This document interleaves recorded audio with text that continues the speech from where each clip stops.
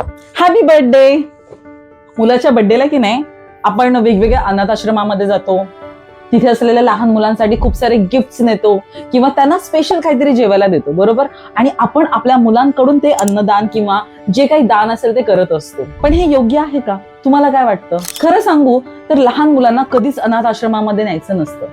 विचार करा ना, आपण चांगल्या हेतूने जातोय, पण तिथे असलेली 100 अनाथ मुलं आपल्या मुलाकडे कशा दृष्टीने बघत असतील की जे आम्हाला मिळत नाही पण या मुलाला मिळते. मला सांगा, खरंच त्या मुलांचे आशीर्वाद आपल्या मुलाला लाभत असतील का? त्यांना कसं वाटत असेल? बरं, ह्याची दुसरी साईड अशी आहे की आपल्या मुलाला काय वाटत असेल, बघितलं मी एवढ्या लोकांना काहीतरी देतोय, माझं कर्तृत्व केवढं मोठं आहे.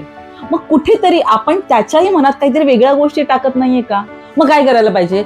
तर आपण लहान मुलांना नेहमी वृद्धाश्रमात न्यायला पाहिजे आणि मोठ्या माणसांनी नेहमी अनाथ आश्रमामध्ये गेलं पाहिजे. जेव्हा आपण असं करू ना, तेव्हा आपला उद्देश जो आहे ना तो सफल होणार आहे. लहान लेकरांना मोठ्यांचे आशीर्वाद आणि अनुभवातून शिकता पण येणार आहे. जी अनाथ आश्रमामधली लहान मुले आहेत त्यांना मोठ्यांचं प्रेम मिळणार आहे. मग या वाढदिवसाला आपण मुलांना कुठे घेऊन जातोय? वृद्धाश्रमात ना. जाणार असाल तर कमेंट करा, लाईक करा, शेअर करा, फॉलो करायला विसरू नका. थँक्यू.